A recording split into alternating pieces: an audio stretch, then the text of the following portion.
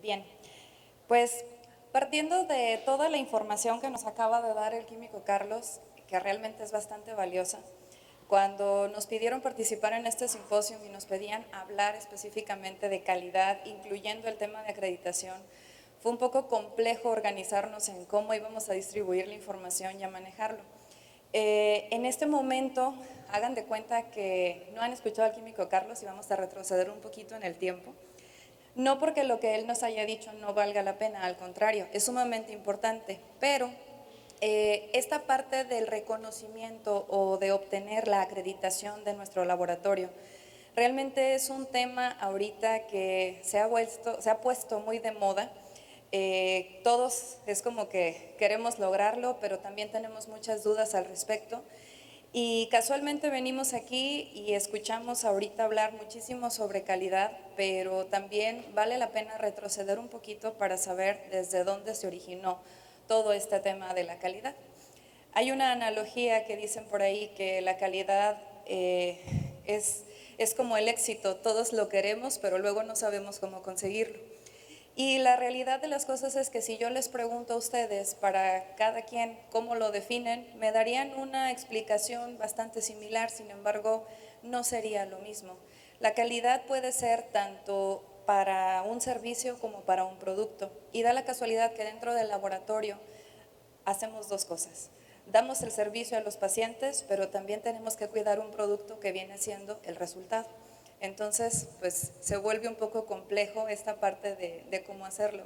Me encanta que hizo la reflexión de que anteriormente el control de calidad en el laboratorio era un lujo, porque es cierto, anteriormente, aunque nos preocupamos todo el tiempo por hacer las cosas bien, no todo el tiempo verificamos o no todo el tiempo estábamos tan al pendiente de estar haciendo realmente todo lo que se debe de hacer. Entonces, vamos a hacer este pequeño viaje en el tiempo. Prácticamente se tienen antecedentes de calidad desde datos antes de Cristo, por ahí en el 1600 aproximadamente, en donde en comunidades o en aldeas, que era como se establecían anteriormente las agrupaciones, ya tenían sus propios códigos. Y imagínense que los artesanos, que eran los que construían las casas, al momento de que decían la casa está lista, le pedían al artesano colócate en el interior, a la casa le ponían un peso en rocas, si la casa soportaba, excelente, le pagaban y la familia entraba a vivir, si no, automáticamente era pena de muerte para el artesano por no haber hecho bien su trabajo. Imagínense que ahora, porque no les da bien una determinación de control de calidad, automáticamente les den pena de muerte. Un poco drástico, ¿no?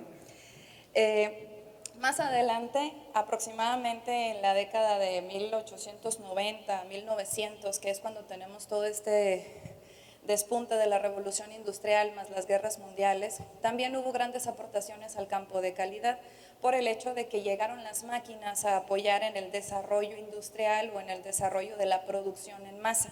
Sin embargo, también hubo la necesidad de establecer puntos de control que hasta la fecha se siguen utilizando en la industria para poder controlar esas líneas de producción y evitar las mermas en el producto terminado. Una de las fechas más memorables en el campo de la calidad en realidad es 1947 en Ginebra, Suiza, cuando se funda la organización ISO. Y este señor que ustedes ven aquí es el famosísimo Karoru Ishikawa.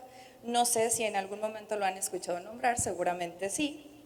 Él es uno de los padres de la calidad y viene siendo el famosísimo creador de este diagrama de pescado o diagrama de Ishikawa, como se le conoce, y es una aportación o una herramienta de calidad que hasta la fecha sigue siendo bastante útil, funcional y totalmente necesaria. Más adelante aparece esta otra figura que viene siendo Edward Deming, otro padre de la calidad. Él es el que nos entrega o el que nos define el famosísimo ciclo de la calidad, en el que hasta la fecha se establecen o se basan todos los sistemas de gestión de calidad que se pueden llegar a implementar en cualquier tipo de empresa, industria, organización, laboratorio. Y finalmente, en la actualidad, pues tenemos organismos nacionales, internacionales, tanto privados como públicos, que nos establecen parámetros o nos dictan directamente normas, reglamentos, leyes que tenemos que estar cumpliendo, y en varias ocasiones, sobre todo a través de ISO o de EMA en este caso, nos otorgan lo que es el famosísimo reconocimiento, que es lo que todos estamos buscando. Sin embargo, habiendo viajado en el tiempo de una manera tan rápida, vale la pena tomar en cuenta lo siguiente. Cuando yo estoy hablando de normatividad o que estoy hablando de un reconocimiento, básicamente, si nos ponemos a pensar, y yo les pregunto en este momento, si les digo cuál norma les va a dar el reconocimiento, automáticamente ahorita todos ustedes me van a decir 15189, ¿cierto? Porque es la que ya sabemos que nos puede otorgar la acreditación. Sin embargo, hay un detalle interesante que debemos de entender al respecto. Para empezar, ¿qué significa certificar o acreditar? Porque también a veces nos confundimos al respecto. Tenemos estos dos organismos, que es el IAF, de hecho también está el ILAC, que no lo mencioné por ahí, y la organización ISO, que son los que prácticamente dictan las normas y a su vez también regulan a todos los que van a ser entidades acreditadoras. Cada país puede registrar su entidad acreditadora. México es el único país hasta ahorita que tiene solamente una entidad acreditadora. El resto de los países tienen 2, 3, N cantidad de entidades que se dedican a diferentes áreas empresariales. En este caso en México solo contamos con la EMA y es en este caso nuestra entidad o nuestra máxima entidad. Ahí les puse el ejemplo de A2LA, que es de Estados Unidos, y así sucesivamente. De hecho, estas otras dos que aparecen aquí abajo también son entidades acreditadoras en su país, pero lo que sucede es que estas pueden venir y trabajar en México siempre y cuando le estén rindiendo cuentas a la EMA, que es la que nos regula a nosotros. Entonces, ¿en qué radica el reconocimiento de certificación o acreditación? Para entenderlo de una manera fácil y sencilla, es a través de dos cosas. Una, el organismo que nos está dando el reconocimiento. Cuando se trata del organismo local que nos corresponde, en este caso la EMA, automáticamente corresponde al título de acreditación. Cuando se trata de una tercería o una entidad extranjera como estas de acá, significa que obtenemos una certificación. ¿Y en dónde está la diferencia aparte del organismo que me da el reconocimiento? Que las tercerías, básicamente, lo que me vienen y me revisan es que yo esté cumpliendo con los requisitos que me marca la norma. Sin embargo, la EMA, aparte de evaluar que yo esté cumpliendo con los requisitos normativos, también me evalúa la famosísima competencia técnica, que tiene mucho que ver con lo que nos acaba de platicar hace un momento el químico Carlos. ¿Sí? Entonces, en resumen, una acreditación nos garantiza cumplir con un sistema de calidad, pero también garantizar la competencia técnica, que a su vez está informándole a nuestros clientes o a las empresas, a todos los diferentes organismos que nos puedan buscar, que estamos entregando un resultado confiable, ¿sí? Mientras que una certificación simplemente me va a garantizar que estoy trabajando de una manera organizada y bien. Pero hay un trasfondo en todo esto. Como les decía hace rato, todos queremos calidad, pero a veces como que no logramos definirnos en cómo. Y justamente el tema que me toca desarrollar dice principales retos. El principal reto en este caso para obtener una acreditación es justamente el panorama real al que nos enfrentamos dentro del laboratorio. ¿Cuál es ese panorama? Pues que si yo les pregunto qué norma nos regula a nivel nacional, todos me van a decir, y estamos de acuerdo, que es la 007, ¿correcto? Pero resulta de que los que están en banco de sangre también les aplica 253. Y luego todos somos expertos y conocemos a la perfección 087, que es la que nos habla de residuos. ¿Y qué creen? Hay más. Tenemos otras de la Secretaría de Salud, como la 197, que me marca requisitos de infraestructura para las tomas de muestra. Después están otras de la Secretaría del Trabajo y Previsión Social, en donde hablo de seguridad e higiene, condiciones de iluminación en el laboratorio, condiciones de almacenamiento de sustancias químicas y manejo de sustancias químicas. Vienen qué hacer en caso de incendio, qué hacer en caso de sismo y todas las especificaciones con las que debo de cumplir, tipos de extintores, alarmas, detectores de humo, etcétera. Equipo de protección personal. Todavía se nos agrega una que es una de las más novedosas, que viene siendo la Ley Federal de Protección de Datos Personales en posesión de particulares, que es donde se deriva el aviso de privacidad, Y una vez que logré tener todas estas y más o menos combinarlas y aplicarlas en mi laboratorio, es hasta donde entra la 15.189. Ustedes se dan cuenta que todas las normas que aparecen aquí alrededor inician con las siglas NOM, significan Norma Oficial Mexicana.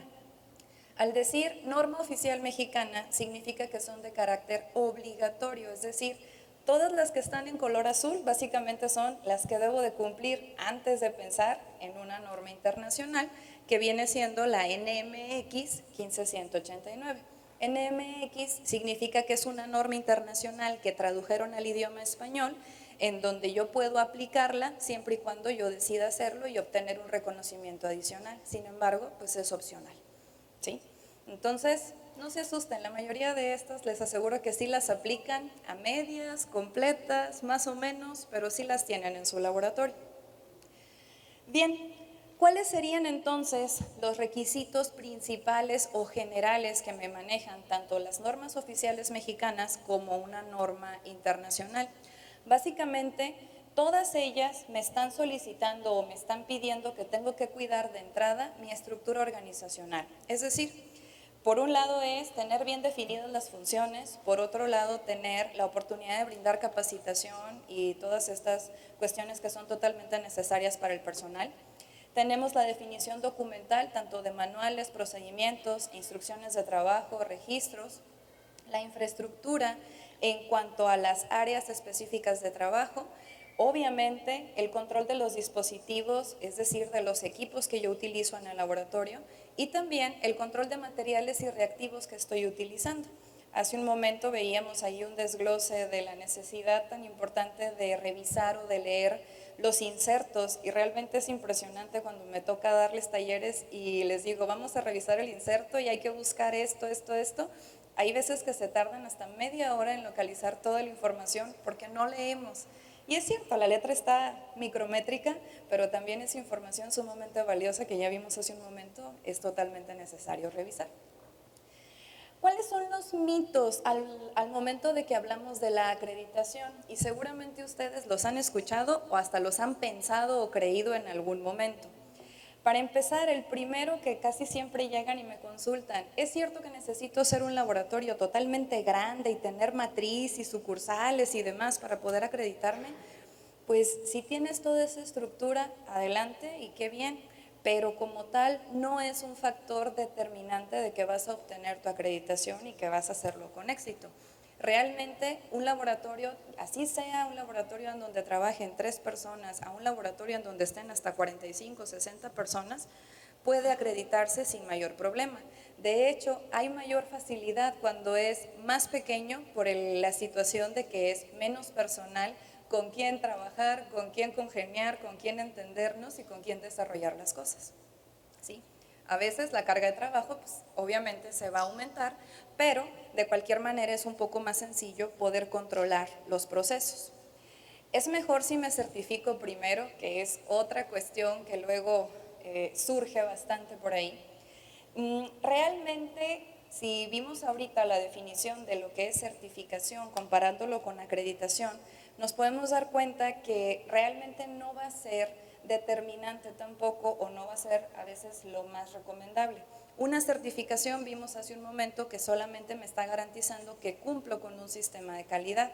Entonces voy a empezar o me voy a acostumbrar a trabajar de una manera más floja o más laxa y no a cumplir todos los requisitos que me va a exigir una acreditación. Entonces puede ser que como primer paso sí sea recomendable, pero también puede ser contraproducente en el sentido de que me acostumbro a trabajar de una forma más tranquila o más light, y cuando ya quiero el otro reconocimiento, híjole, lo siento súper pesado. Es como cuando vamos al gimnasio, ¿no? Y entramos después de no haber hecho ejercicio en 3 meses o 3 años y salimos que pareciera que nos atropelló un camión. Hagan de cuenta, así se siente con el sistema de calidad cuando primero trabajan de una forma y después lo quieren hacer de otra. El costo es por prueba. Esto ya tiene bastante tiempo dentro de la EMA que no funciona de esa manera. Ahorita la EMA nos maneja paquetes en donde el más pequeño involucra de un área hasta 4 áreas del laboratorio, la cantidad de pruebas que ustedes quieran incluir, y es el mismo costo. Entonces realmente esa parte ya quitémonos esa idea porque como tal no aparece o ya no funciona. Y la otra recomendación, porque casualmente también, si ustedes le hablan a la gente de la entidad y le preguntan, ellos a veces hacen la recomendación de que si gustas te conviene empezar por 3 pruebas, pero allí realmente lo que están haciendo es pues buscando el negocio básicamente, porque empiezas por 3 pruebas y más al rato que tengas que volver a querer meter más pruebas y demás, pues es más y más lo que estás tú pagando para poder incluir todas tus áreas. Entonces, como tal, pues realmente a veces no es rentable. ¿Cuál es la realidad al momento de hablar de la acreditación de un laboratorio? Básicamente la acreditación o los retos que debemos de enfrentar todo tipo de laboratorio, tanto clínico, banco de sangre, para poder acreditarnos, son las fases siguientes. Primero, es un diagnóstico de la situación en la que se encuentra el laboratorio, el desarrollo de lo que va a ser el sistema, la ejecución o implementación, el trabajo del mismo sistema. Después viene el proceso de evaluación y finalmente la obtención del reconocimiento. Hay varios laboratorios a nivel nacional que como tal no tienen el reconocimiento de acreditación, sin embargo, trabajan con todos los requisitos de esta norma internacional para estar funcionando de una manera más adecuada o buscando mayor confiabilidad a la hora de entregar un resultado. Es totalmente válido, recuerden que la 15.189 es opcional. Entonces hay gente que dice, primero me voy a acostumbrar a trabajar con el sistema y después me someteré o consideraré someterme a una evaluación. Se puede hacer. ¿En qué consiste básicamente esto? La norma, de la forma en la que está estructurada, realmente nos está cuidando, nos está buscando que nosotros aseguremos control de calidad tanto en fase preanalítica, analítica y postanalítica. Ahora sí ya me parezco a lo que estaba mencionando el químico Carlos. Sin embargo, aquí, a la hora de hacer un diagnóstico, ¿qué es lo que yo tengo que evaluar o qué es en lo que yo me tengo que fijar? Básicamente es evaluación de la infraestructura del laboratorio por el hecho de que tenemos que ver cómo se encuentra, si hay necesidad de hacer adecuaciones, divisiones, ampliaciones, etcétera. Cumplimiento con las normas oficiales, porque básicamente, aunque se trate de una norma internacional que yo quiera implementar, la norma 15189 en varios de sus párrafos y en todas las notas posibles que ustedes se puedan encontrar en el texto, van a toparse con que viene una nota aclaratoria que dice: el presente requisito deberá apegarse a las regulaciones nacionales, regionales o locales aplicables. Entonces, pues tenemos primero que ver el cumplimiento de todas las que vimos en color azul en el esquema inicial y después empezar a trabajar con el sistema. Se vale que si yo no tengo el cumplimiento de todas las normas oficiales, al momento de estar implementando la 15.189, las empiece a trabajar. Es también a veces una manera de que nos organicemos y entremos en línea. Nos solicita también que revisemos el estado de sus programas de control de calidad interno y control de calidad externo, que ya veíamos hace rato. Depende mucho del tipo de pruebas, depende mucho de la disponibilidad de los programas externos que hay, pero también tenemos alternativas como comparaciones interlaboratorios, comparabilidad de muestras, etcétera, que se pueden aplicar en esta situación. Los programas de seguridad e higiene, ahorita vamos a ver por qué son tan importantes de considerar al momento de hacer un diagnóstico y sobre todo cuál es el sistema de evidencias que ustedes están manejando. ¿A qué se refiere el sistema de evidencias?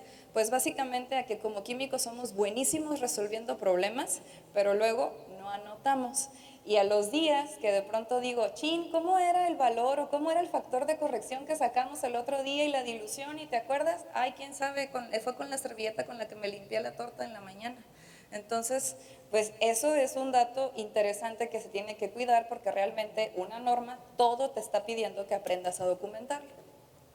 Dentro del desarrollo vienen o se abarcan dos partes iniciales de capacitación que tienen que ser obviamente una sensibilización a los requisitos normativos y también la interpretación como tal de cada requisito. Y aquí cabe aclarar o vale la pena más bien detenernos un momento y aclarar que una norma te va a decir qué es lo que tú tienes que hacer, pero jamás te va a decir, salud, cómo es que tienes que hacerlo. Entonces, si en algún momento, así sea un evaluador de la EMA, de la COFEPRIS, de la Secretaría, de donde sea, llegan y les dicen, es que tienes que tener tu documento en color verde porque si no, no sirve, primero pregúntenle en qué parte de la norma dice, porque realmente en las normas te dicen debes de tener un documento, más nunca te dice de qué color, tamaño, tipo de letra, etcétera. ¿Sí? Después vendría elegir los procesos a trabajar.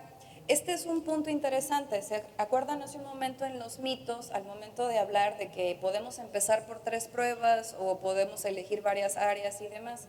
Realmente aquí la recomendación siempre es que ustedes quieren buscar la acreditación precisamente porque la acreditación va a ser algo que les va a solicitar o les va a conllevar costos o inversión. Automáticamente deben ustedes de seleccionar aquellas áreas que son más rentables dentro del laboratorio o más demandadas, para entenderlo un poquito mejor.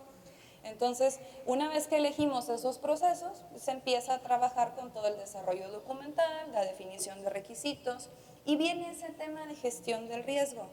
Esto de gestión del riesgo es lo más nuevo que se incluyó en la actualización de la norma. ¿Y qué es de lo que se trata o qué es lo que están abordando? Básicamente, si se acuerdan, en el diagnóstico veíamos el programa de seguridad e higiene. Gestión de riesgo es básicamente lo mismo, nada más que nos cambia un poquito el contexto a que entendamos que dentro del laboratorio estamos nosotros expuestos constantemente a 5 tipos de riesgos: el riesgo biológico, el físico, químico, ergonómico y psicolaboral. El biológico, obviamente, al momento de estar manipulando muestras, punzocortantes, etcétera, lo sobreentendemos excelentemente bien. El riesgo físico, pues tropezarnos, la manera en la que están distribuidas las áreas, si me golpeo, si hay un desnivel o están los cables todos atravesados y no hay manera de identificar, etcétera. Riesgos químicos, aunque ya no trabajamos con aquellas cantidades enormes de ácidos y bases, de cualquier manera estamos constantemente en contacto con sustancias químicas, entonces puede haber por ahí un derrame, puede haber salpicaduras, etcétera. Riesgo ergonómico, todos aquí sabemos que la mayoría de las actividades que realizamos en el laboratorio o son de pie o son viendo al microscopio. Entonces, eso nos lleva mucho tiempo de estar allí y a la larga nos afecta en cuestión de ergonomía por el hecho de que todo el tiempo en una misma posición y terminamos o con dolor de espalda o con dolor de pies, cansados, etc. Y viene el último, que es el riesgo psicolaboral. Fíjense que también aquí está el tema del bullying, no nada más en las escuelas. El riesgo psicolaboral es justamente el estrés laboral, la presión en el trabajo, la burla o ese bullying, el hecho de los contratiempos, la carrilla que pueda llegar a haber. Y yo me pregunto, en México, ¿cómo le vamos a hacer para combatir eso? Si en el laboratorio como químicos somos buenísimos bromeando y dándonos carrilla o vacilando constantemente. Realmente una cosa es que nos llevemos bien y que hagamos siempre más amena la jornada, pero otra cosa ya es todo el tiempo estar sobre una persona o estar a veces sobresaturando la carga de trabajo de ciertos químicos o de ciertos integrantes del personal, porque también es una situación que se presenta. Otra de las partes, o para completar la cuestión del desarrollo de lo que sería el proceso de acreditación, vienen ahora sí los controles de las diferentes fases. Aquí afortunadamente el químico Carlos ya abarcó bastante bien el tema, no tenemos que detenernos mucho.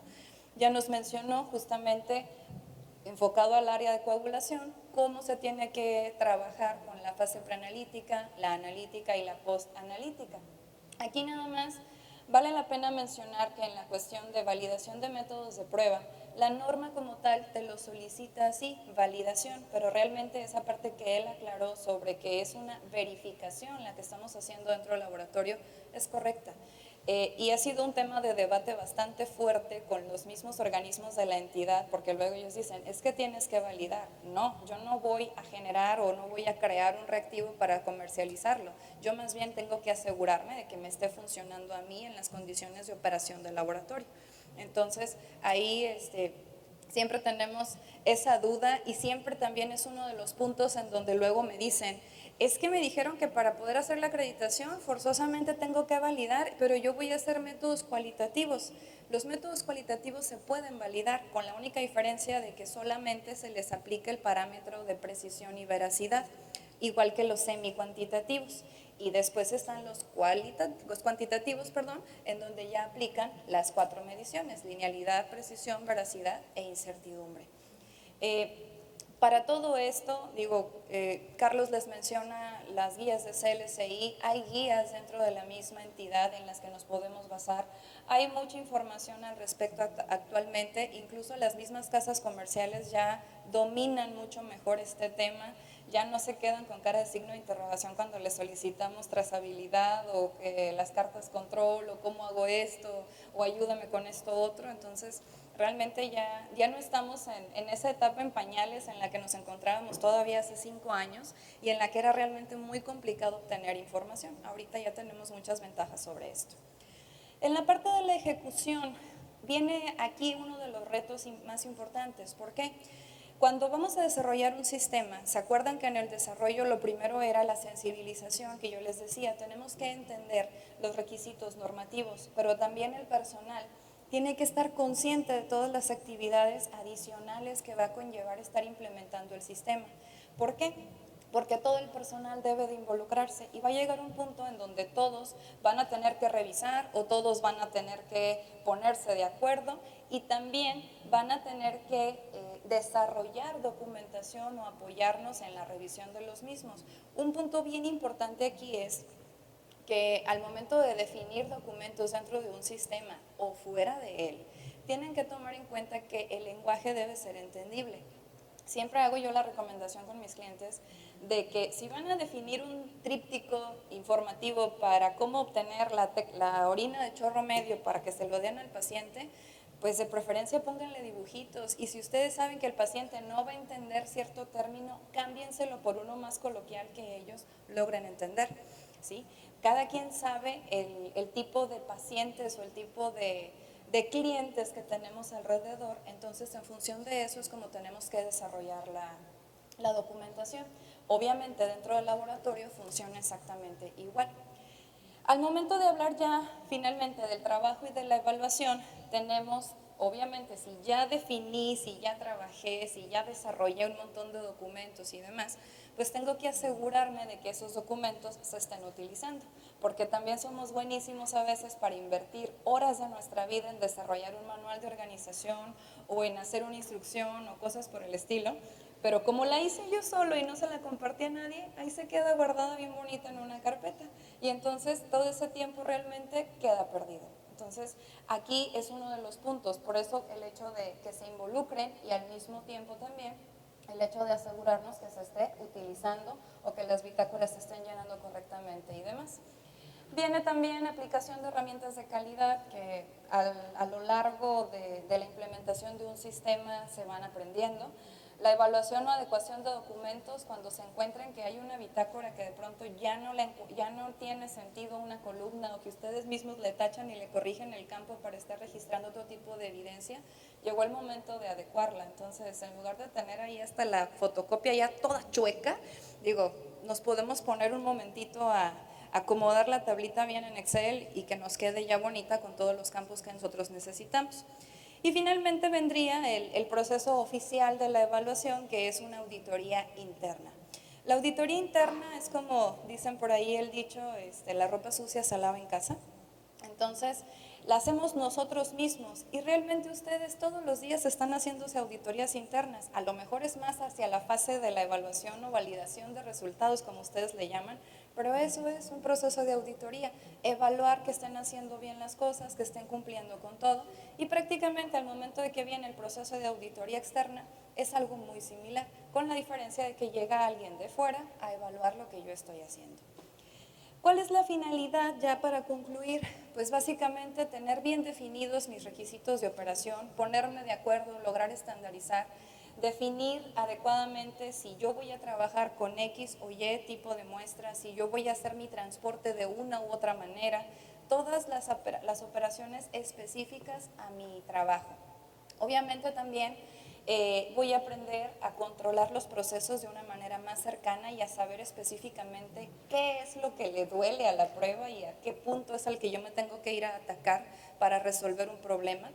Establecer esos métodos de evaluación que son tan necesarios y obviamente de todo esto obtenemos beneficios. ¿Cuáles son esos beneficios? Pues que efectivamente, como ya tengo todas las evidencias necesarias para poder tomar decisiones, las tomo en función de esos problemas específicos que estoy detectando. Ya no ando inventando o reinventando el hilo negro, como comúnmente dicen, que andamos luego imaginando, y si fue la calidad del agua, y si fue la temperatura de la muestra, ya no estoy jugando con las variables, sino que específicamente me puedo ir a atacar el problema de raíz.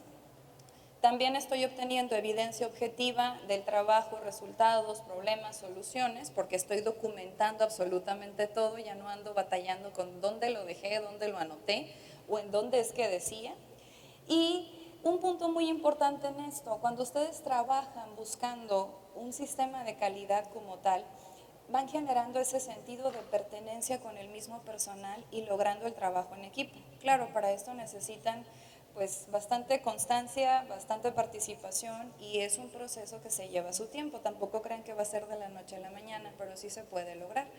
Y obviamente, como parte culminante, tenemos el hecho de que obtenemos la competencia en el mercado. Tal vez ustedes esperaban que yo les hablara más del requisito de la norma y que el punto fulano, pero por un lado estamos en Cancún y es una hora un poco difícil porque seguramente ustedes ya fueron a comer. Entonces, hablar de requisitos normativos como tal iba a ser bastante tedioso. Es más fácil que ustedes sobreentiendan de entrada la conclusión o la recomendación que yo siempre les hago a los clientes. Si tú te interesas en un proceso de acreditación, seas el tipo de laboratorio o banco de sangre o área específica a la que tú te quieras desarrollar, primero asegúrate de que las cosas que ya estás haciendo tú consideres tú directamente que realmente las estás haciendo bien. Fíjate el cumplimiento de toda la normatividad oficial, que fue lo que vimos en la tercera, cuarta diapositiva, y sobre todo, antes de iniciar un proceso como tal de acreditación, tienes que estar bien convencido y comprometido tú, sobre todo como director o jefe de laboratorio, porque al final del día eres el que va a poner el ejemplo y también eres al que seguramente le van a llegar y le van a decir, es que te estás equivocando o es que si ya hay un procedimiento ya no te lo puedes brincar, y a veces es lo que nos cuesta un poquito de trabajo, adecuarnos o comprometernos en ese sentido, porque nos malacostumbramos muchas veces. Entonces, pues como tal, la acreditación realmente no tiene una complicación extrema, no es algo imposible de lograr. Prueba de ello es que ya hay ahorita 120 laboratorios acreditados en la República Mexicana. Son pocos los bancos de sangre que hay acreditados, realmente son solamente 4, si no me falla el dato. Entonces, todavía hay mucho camino por recorrer, obviamente, pero también yo me he dado cuenta, digo, trabajando con esto y a nivel nacional, que se ha despertado bastante el interés, y sobre todo un detalle que me gusta mucho es que como químicos siempre estamos asegurándonos o siempre estamos buscando hacer mucho mejor las cosas. Prueba de ello, por algo están aquí actualizándose y aprendiendo cosas nuevas, entonces vamos por buen camino. Tómenlo con calma, si se deciden o tienen inquietudes al respecto, digo, aquí estamos para más preguntas y por mi parte sería todo. Muchísimas gracias.